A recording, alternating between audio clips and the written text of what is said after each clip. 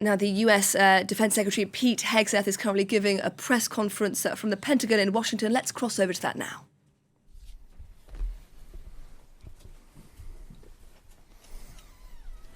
Well, good morning. And as you may have noticed, the chairman and I are joined today by the Centcom commander, Admiral Bradley Cooper. He just returned from the front lines to see the troops and meet with allies, and this morning briefed us just before this briefing on the latest on all aspects of Operation Epic Fury.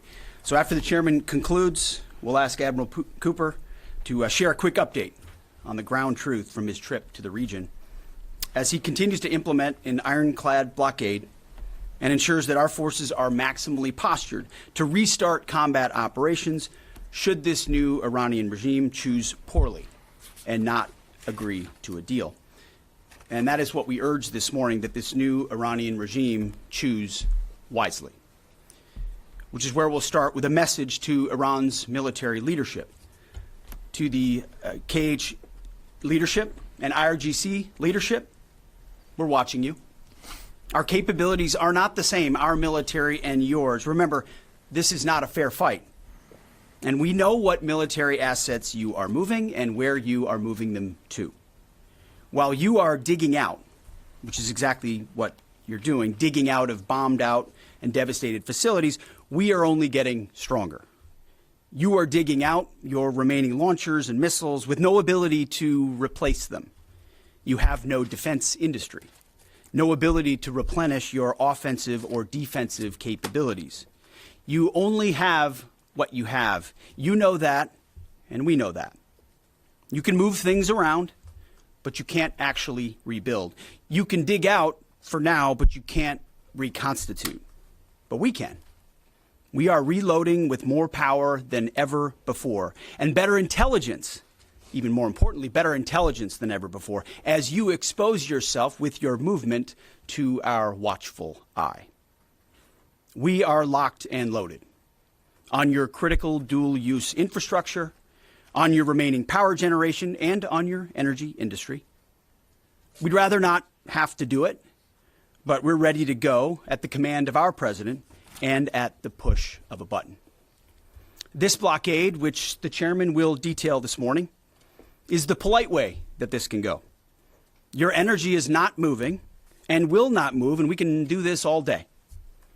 But it's not destroyed yet. Your energy industry is not destroyed yet. You like to say publicly, Iran, that you control the Strait of Hormuz, but you don't have a navy or real domain awareness. You can't control anything. To be clear, threatening to shoot missiles and drones at ships, commercial ships that are lawfully transiting international waters, that is not control. That's piracy. That's terrorism. The United States Navy controls the traffic going in and out of the strait because we have real assets and real capabilities. And we're doing this blockade, performing it with less than 10% of America's naval power. The math is clear. We're using 10% of the world's most powerful Navy, and you have 0% of your Navy. That's real control, and we have a long track record of dealing with pirates and terrorists.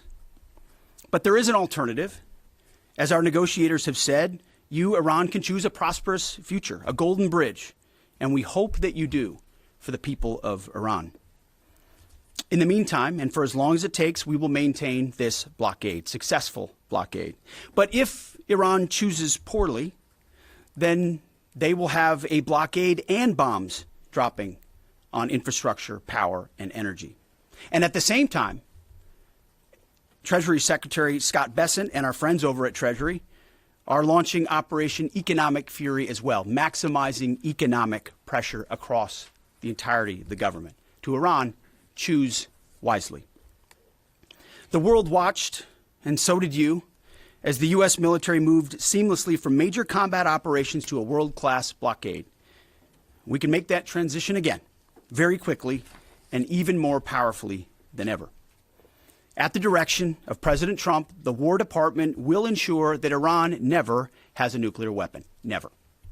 We'd prefer to do it the nice way, through a deal led by our great vice president and negotiating team, or we can do it the hard way. We urge this new regime to choose wisely. Speaking of choosing wisely, a note to the press corps, to the American media, as I just can't help but notice the endless stream of garbage, the relentlessly negative coverage you cannot resist peddling, despite the historic and important success of this effort and the success of our troops. Sometimes it's hard to figure out what side some of you are actually on. It's incredibly unpatriotic.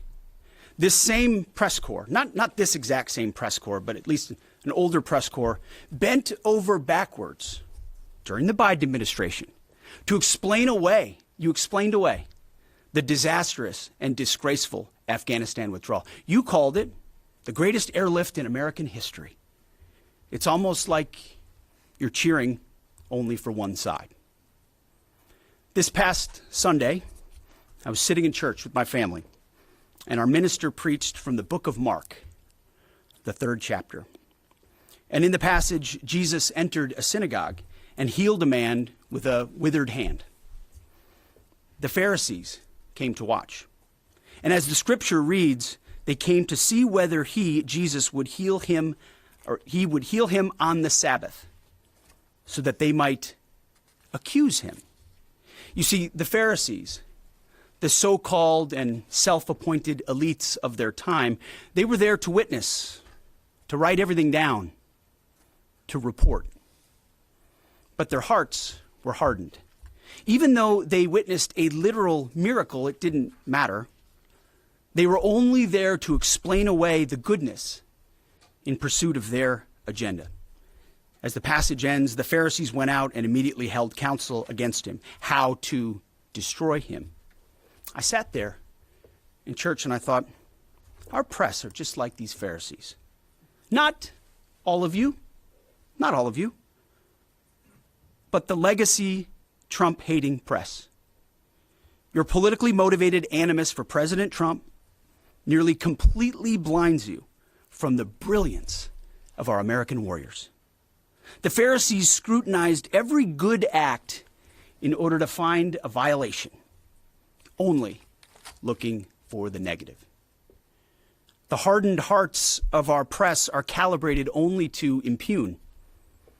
I would ask you to open your eyes to the goodness, the historic success of our troops, the courage of this president, and this historic moment for a deal that could end the Iranian nuclear threat, the incredible battlefield victory laid before your eyes, the not one, but 2 incredible rescue missions, miracles, you might say, or a locked-in blockade. Or how about historic recruiting numbers? Yesterday, we announced that the Air Force and the Space Force met new higher goals in FY26, 5 months in advance of the end of the fiscal year, five months ahead of time. The Marine Corps and the Army will soon do the same. 2-3 years ago, we couldn't meet lower recruiting numbers, not even close. Where are the reports on that? Where's the coverage of the new spirit in the country, the new spirit in the ranks, the surge of Americans wanting to join the greatest military in the world? Nothing from the fake news. We sense a pattern.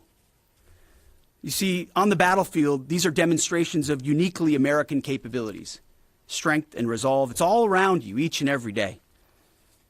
But in the press, you only seek the negative, earning each and every day the fake news label. But the American people, with goodness in their hearts, see past the Pharisees in our press. They see the goodness. You watching, you see the goodness. They see the success. They see the reality. And they don't demand perfection, and perfection is not possible on any battlefield. But they see the incredible feats that our troops accomplish every single day. So to those troops, stay focused, block out the noise, stay aggressive. You are showing the world what it means to be an American warrior. You are making this building and the American people proud. We pray for you every day, and we have your back in every way. And to Iran, choose wisely. I pray you choose a deal which is within your grasp for the betterment of your people and for the betterment of the world. In the meantime, the War Department is locked and loaded. Mr. Chairman, over to you. Thank you, Mr. Secretary, and good morning, ladies and gentlemen. Thank you for being here today. Last week, the President of the United States directed a ceasefire that temporarily paused major combat operations in Iran. The unprecedented effort by America's joint force during Operation Epic Fury set the conditions for this ceasefire. And as the Secretary said, I'd like to emphasize during this pause that the United States Joint Force remains postured and ready to resume major combat operations at literally a moment's notice. This morning, I'd like to give you an update on the ongoing blockade in the Centcom AOR area of responsibility. On Monday, 13 April, at 10 a.m. Eastern Standard Time, at the direction of the President, America's joint force began implementing a blockade against Iran under the leadership of Admiral Cooper and the team at Centcom. Let me be clear, this blockade applies to all ships, regardless of nationality, heading into or from Iranian ports. The U.S. action is a blockade of Iran's ports and coastline, not a blockade of the Strait of Hormuz. Enforcement will occur inside Iran's territorial seas and in international waters. In addition to this blockade, the joint force, through operations and activities in other areas of responsibility, like the Pacific area of responsibility under the command of Admiral Paparo, will actively pursue any Iranian-flagged vessel or any vessel attempting to provide material support to Iran. This includes dark fleet vessels carrying Iranian oil. As most of you know, dark fleet vessels are those illicit or illegal ships evading international regulations, sanctions, or insurance requirements. More than 10,000 sailors, Marines, and airmen, over a dozen ships and dozens of aircraft are executing this mission. And let me walk you through this operation a little bit. Please go to the first slide. First to the graphic. This is taken before the blockade began. North is up. You can see the blockade line here in the center of the graphic, denoted by the red dashed line. This map is a pull from our common operating picture that we use to allow commanders and key leaders to see what is happening in near real time. We just grabbed screen grabs to highlight the actions and activities. What is not shown is how incredibly congested this area is and the incredible work that our sailors are doing to ensure that they can work in and around an incredibly busy water space. What is also not depicted here is the massive force of fighters, intelligence aircraft, helicopters, and other embarked forces, to include aerial refueling tankers, that are up overhead this blockade area. You'll note that U.S. forces are in blue. Iranian ships are in red. And as we started this blockade, there were 7 ships of interest that were of concern for U.S. Central Command. Through a variety of intelligence tools and with the assistance of the Office of Naval Intelligence and other intelligence agencies, the force began to hunt for potential interdictors at 10 a.m. Eastern Standard Time. Next slide, please. It's now 12:40 Eastern Daylight Time. 2 hours and 40 minutes into the blockade as attempted blockade runners attempt to hop the line. U.S. forces began to commit. Out in front of them was a range of intelligence, surveillance, reconnaissance, and tactical assets. And immediately these runners began to see, sense, and feel America's combat power compressing upon them. The lead ship, normally a destroyer as depicted here, along with air power off of the USS Abraham Lincoln Strike Group, began to move towards those ships. At each point, the United States Navy will transmit a warning. A young sailor, normally on the bridge of one of those destroyers, a junior officer, picks up that mic and transmits, and I quote, "Do not attempt to breach the blockade. Vessels will be boarded for interdiction and seizure transiting to or from Iranian ports. Turn around or prepare to be boarded. If you do not comply with this blockade, we will use force." And as this message is being transmitted, as I mentioned earlier, those ship masters can literally see, sense, and feel the pressure around them. It's a finely tuned machine, rehearsed multiple times, and executed now 13 times since the blockade has begun. Next slide, please. We're now 24 hours plus into the blockade. You can see the turning around of multiple ships, 12 of which stayed inside the blockade line, one of which not depicted off to the eastern side, turned around before even attempting it. Any ship that would cross the blockade would result in our sailors executing pre-planned tactics designed to bring the force to that ship, if need be, board the ship and take her over. And that includes a series of escalated force options, which could include warning shots and others. Next slide. The final graphic shows taken at 11:20 p.m. the night of 14 April. You can see that the captains of all these ships have made the wise decision not to move, transit, or run this blockade. As I mentioned, so far 13 ships have made the wise choice of turning around.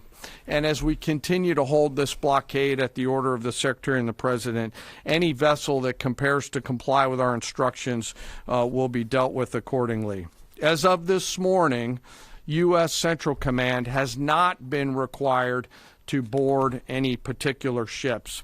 And I'll remind you that we are also conducting similar maritime interdiction actions and activities in the Pacific AOR against those ships that left that area before we began the blockade. Before I turn it over to Admiral Cooper, I want to talk briefly today about the men and women enforcing the blockade, America's sailors and Marines, and today particularly our destroyer and surface forces. When we talk about an American destroyer, it's important that you and the American people understand their capabilities. An Arleigh Burke-class destroyer are the backbone of the United States Navy surface fleet. Over 500 feet long, they displace 9,000 tons, and it is the sports car of the United States Navy. From the keel to the mast, they stand nearly 10 stories tall, and their 4 gas turbine engines can drive the ship at 30-plus knots.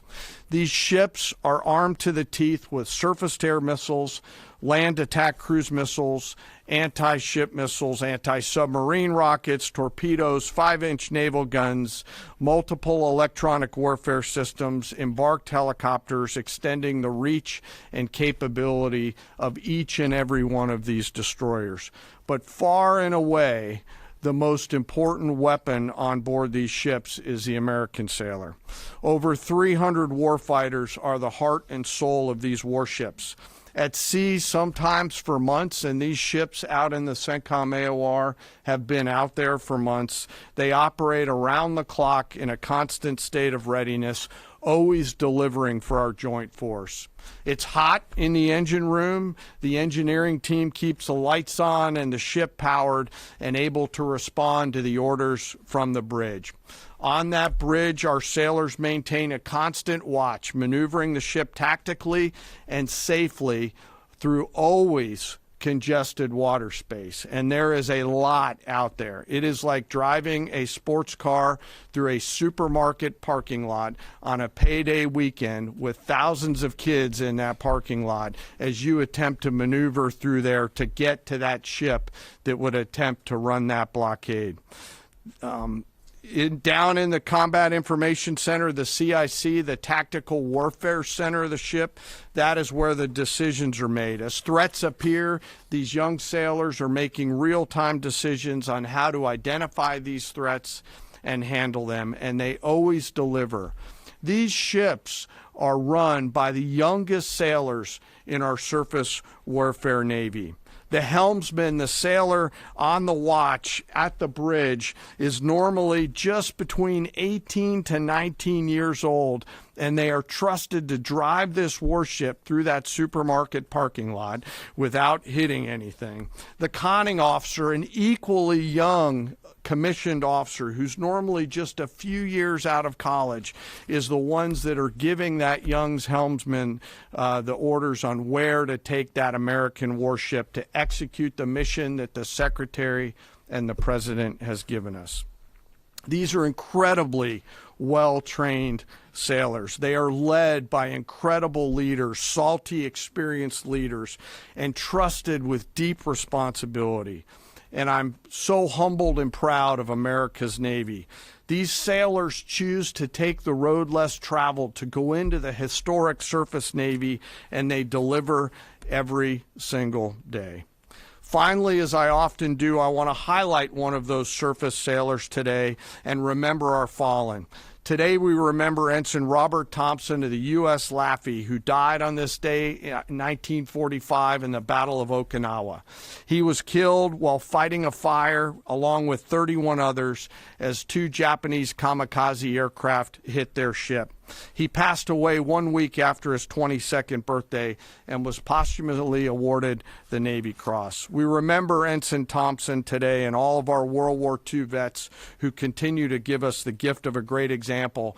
And those surface warfare sailors who are out there doing the job right now take the courage, grit, and determination that those World War II vets gave us into these actions and activities that they're tasked to do every single day. So now I'd like to turn it over to Admiral Cooper to give us a readout of his recent trip to the region.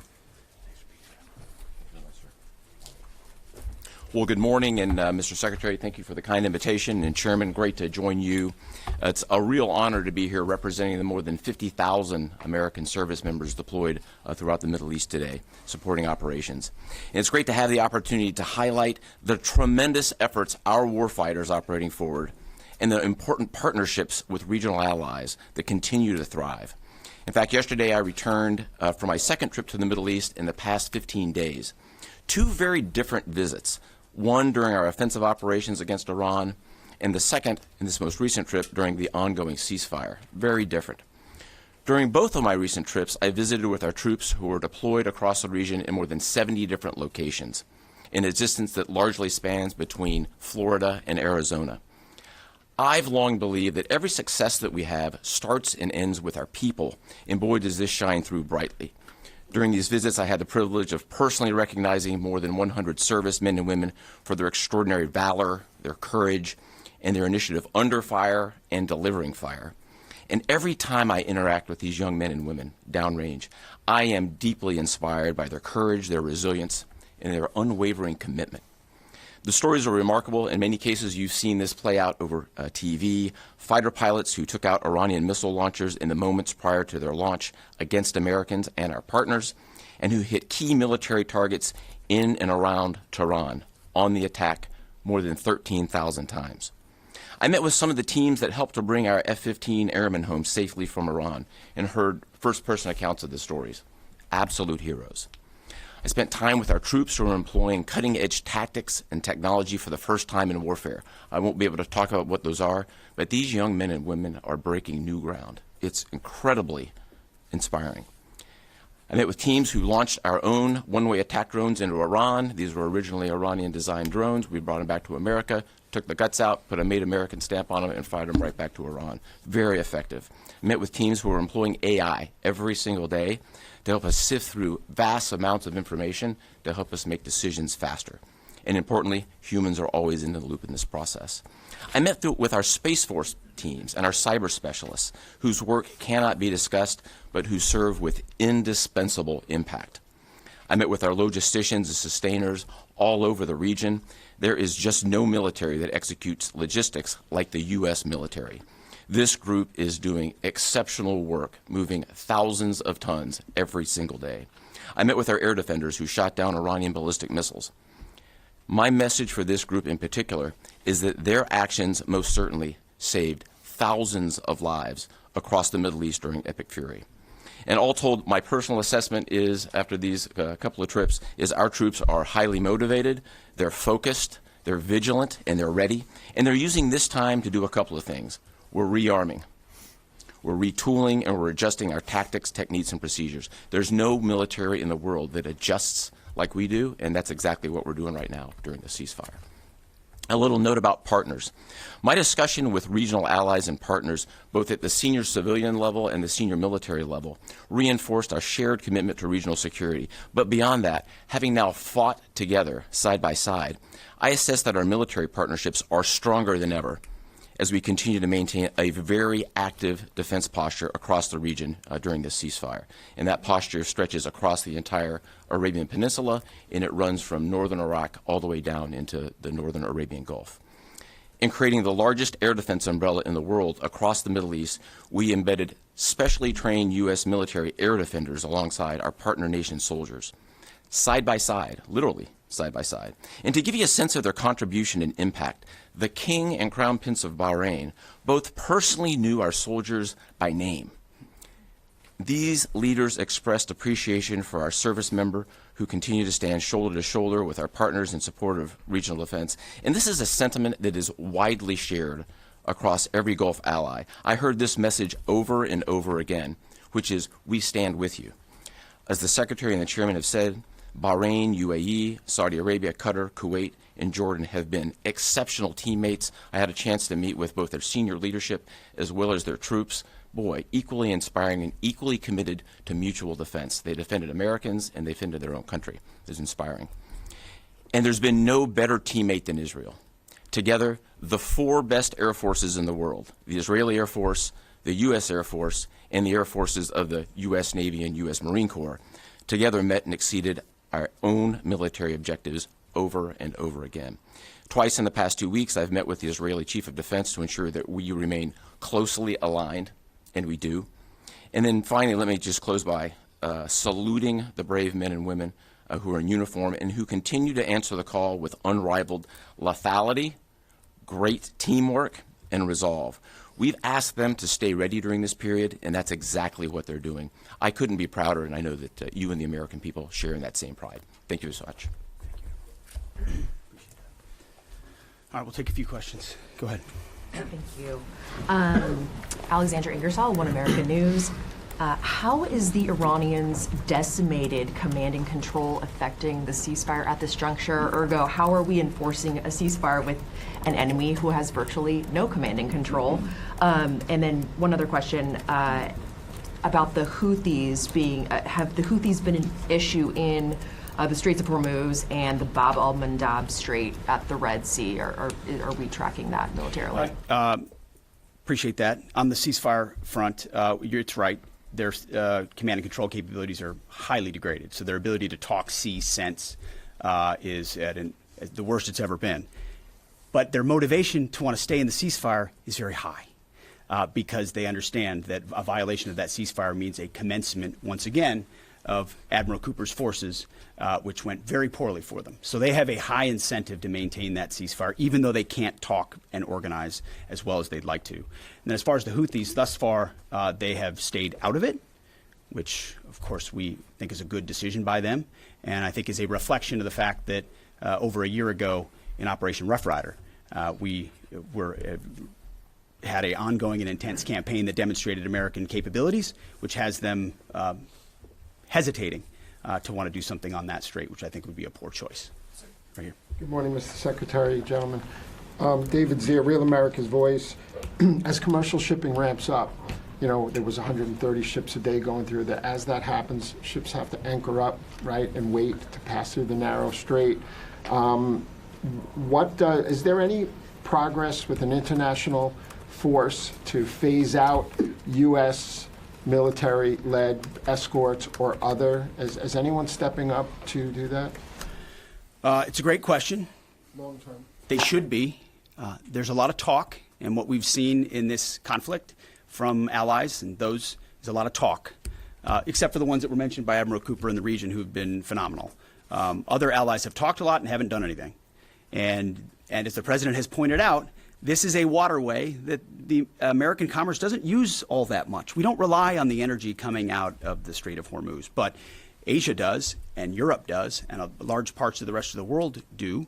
And so their ability to muster a collective defense or a clearing of the straits would be a wonderful thing. And we hear and see the talk about it, but when the shots were fired and those countries were needed the most, they weren't there. They weren't in the strait. They weren't alongside us. Their leaders weren't rallying what they have of their navies. If they decide after Centcom does the heavy lifting, which again, they should be able to do. We should live in a world where other countries can defend waterways, not just the United States Navy.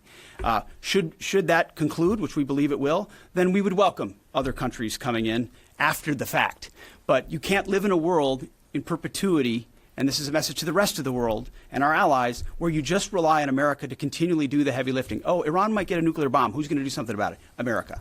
And America only. Other allies need to invest in their capabilities so they can project power and do basic tasks like clearing a strait. So we're not counting on it, but it would be wonderful to see it if it ever materialized. Yes. Thank you, Mr. Secretary. Thank you all for your time. I have a couple questions. I know you said a few weeks ago that Iran's supreme leader was wounded and disfigured. Do you have an update on whether he's even alive at this point? And then another question for you. Iranian embassy accounts are sharing an AI video of Jesus Christ kind of bloodily killing President Donald Trump. Does the Pentagon have a response to this, including the fact that this AI Jesus is casting Trump into hell? And then finally, for Admiral Cooper, could you speak to us about the morale of the American service members that you're seeing in the Middle East? I think Americans are really interested in what their experiences and testimonies are like. As far as the status of the individual you mentioned, I believe it's the same. Not a lot coming from him right now, understandably so, a lot of fear. Believed to be alive, wounded, and disfigured. Status remains the same. As far as a video like that, of course, that's disgusting and detached from reality. Iran says a lot of things in the propaganda space based on complete lies, and their actions have been lies. Oh, we don't target. We see missiles going into civilian facilities and hotels in the Gulf states. They say we only target military targets, as you watch drones and missiles go into. So they are going to misrepresent, lie, spin in a multitude of ways, which we are quite used to. Ultimately, they need to come to the table and make a deal. And I'll hand it over to Admiral Cooper for this. Yeah, I would just reiterate my previous comment. Morale is very high. And anyone in the military can take about 2 seconds to figure out what morale looks like by meeting around it with the people. And it is crystal clear. These are motivated young men and women. I had the wonderful privilege of writing a letter early on in the operation to the team forward. And I told them this was going to be a mission of extreme consequence. And serving at a time where you are making a difference, consequential, as the Secretary and the Chairman have described over and over again, is incredibly and deeply meaningful. And I think that's the key part of the drive, as well as being great teammates across the board. It's a privilege to watch. Jerry. Thank you. Jerry Dunleavy with Just the News. I have a couple of questions. First is some critics of the Trump administration policy, including former NCTC Director Joe Kent, have attempted to claim that the Trump administration's policy of zero enrichment for the Iranians is not actually President Trump's policy, but was foisted upon him by the Israelis. Looking back, doing a bit of a refresher for myself, I saw that zero enrichment was the Trump State Department's policy in the first admin. Let me just stop for a second. As someone who, unlike the individual you referenced, is in the presence of the president nearly every day and has been inside every single key meeting that has happened surrounding the idea of Operation Epic Fury, not a single thing has been foisted upon the President of the United States. President Trump makes his own decisions about the interests of this country and defending our interests, and then working with allies and partners, in this case, Israel, who's got a lot of will and a lot of capabilities, which we're grateful for. Nothing gets foisted on President Trump. So those people who are not in those meetings who like to say things about that are just flat wrong. I have a quick one for Admiral Cooper, if that's Sure. okay. Thank you, sir, and thank you for being here. So during Operation Epic Fury, 13 U.S. service members have lost their lives, some of them in an apparent aircraft refueling accident, and some of them from Iranian strikes, including a drone strike. I was wondering if you could share a little bit with us about how those Iranian strikes were able to be successful, and what lessons you've learned, and how you're applying those lessons in the future to make sure that we're able to defend a little bit better against that sort of Sure, thing. a really broad question. But first, we will always honor the fallen. And the 13 who lost their lives really helped steel the resolve and congeal the motivation of the forces that are. I met many people who knew the fallen personally. I met many who were reported as wounded and are back. 90% of those who have been wounded have been back to duty. It gives you a sense of purpose and motivation. We have collected dozens, if not hundreds, of lessons learned. And as we sit here right now, the Joint Force across the board is taking them and very tactically applying them right now, right here, right now. If I think about a football analogy, if it's halftime or between the third and fourth quarter, great teams are always adjusting, and we are certainly a great team, and that's what we're doing right now, taking the lessons and applying them in a meaningful way. What those are, I'm not going to talk about. I'll say they extend also outside of Centcom and across the rest of the Joint Force. We are a learning organization, so adversaries around the world should recognize that and be aware of that. No doubt. And likewise, I mean, the chairman and I have had the opportunity to greet those 13 and their families at Dover, and it does steel our resolve. And I can just attest to the planning that went into every aspect of this, and force protection, ensuring that CENTCOM has whatever it needs and that they're taking the proper posture has always been number one in this effort. Last question. Thank you, Secretary Hegseth. There's reporting that says U.S. intelligence indicates China is preparing weapons shipments to Iran during this ceasefire. What's your reaction? Are these reports accurate, and what would be the consequences for the Chinese if they move forward with these shipments? Well, as you know, President Trump has a very strong and direct relationship with President Xi, and they've communicated on that, and China has assured us that that indeed is not going to happen, and in the spirit of the meeting they'll have next month. Thank you very much. I appreciate it. Thank you.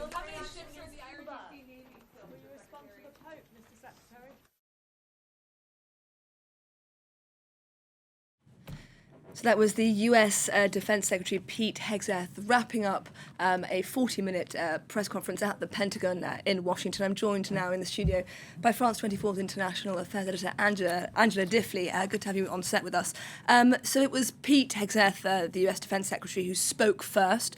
There was a thread that ran through his address. He insisted that Iran should choose wisely. Yes. The impression, he wanted to give, and perhaps, we sitting here, it's hard to judge. It does look like this blockade, the US blockade, is perhaps having some effect. Perhaps it has helped to bring Iran back to the negotiating table, and the Americans as well. He did say very clearly, we do have other options, but we know what the other options are, and so do the Iranians. Taking Karg Island is a very expensive, high-risk operation for the Americans. It would involve pretty much, putting American troops right in the line of fire. It's clear to Iran that they would rather not do that. So even though he laid out these other options, also going in and getting the nuclear dust, as they call it, again, a very high-risk, expensive operation. So the Iranians know that some of these options, which he said we have, are not that realistic. He also knows Iran does want relief from sanctions. If the economy is starting to be seriously hit, the Iranians, that is one thing that has gone right through all the way. They want relief from sanctions. And so he, was talking to them, to the world, saying, don't overplay your hand. There is only so far we will go. But the Iranians are extraordinarily good negotiators. Everybody knows that. And against that, you have usually a very thin US team. the United States appears to deal in great, big, bold strokes and then forgets about the details, and Donald Trump moves his attention. So the Israelis will be looking very, very carefully at whatever is signed, if it is even signed, because very often these things are very, very vague and either unravel or sit afterwards a little bit unresolved. But, they're clearly hopeful, and that's the positive messages he's trying to put out. Another key element of this address was a bit of press bashing. He was addressing the press, and he had very few kind words to say about the coverage he thinks this war has been garnering in the US press. Yeah, and, I've watched quite a few of these. This is a theme to which he returns very frequently. In fairness, every government around the world worries about what their own domestic press are saying when they go to war. There is always a temptation to try to muzzle your own press to keep morale high in the home nation. That works around the world. Obviously, countries like Iran, which are not democracies, do not need to worry about that sort of thing. They've cut off internet. There's no chance of anything they don't want getting out into the outside world. In fairness, that is a problem you get with democracies. But it should be said, for example, that some of the very Trump-friendly channels in the United States, such as Fox News, have asked very searching questions in recent days, as it has looked to be the case that this war, with all the fantastic hardware and brilliance and military expertise, which nobody doubts, and he outlines again and again, even with all of that, there seemed to be a worrying lack of strategy, and Fox News has asked questions about that and sounded equally negative. Another point he might remember is that the Great Rescue Operation, which was dramatic and impressive by any accounts, was largely overshadowed not by a failure of the press to cover it, by Donald Trump's expletive-filled social media post about open the expletive Hormuz Straits, you crazy whatever. That's what moved the news agenda on, not a failure to cover it in a positive way. That said, listen to what Jake Tapper said around Biden. Journalists are human beings. They don't always get it right. And if you look at how the Biden decline in health was covered, there was a reticence to go there, and there's less reticence about something than others. I think that's fair. Angela Diffley here to debrief with me after that press conference given by the US Defense Secretary Pete Hegseth at the Pentagon. Thank you very much.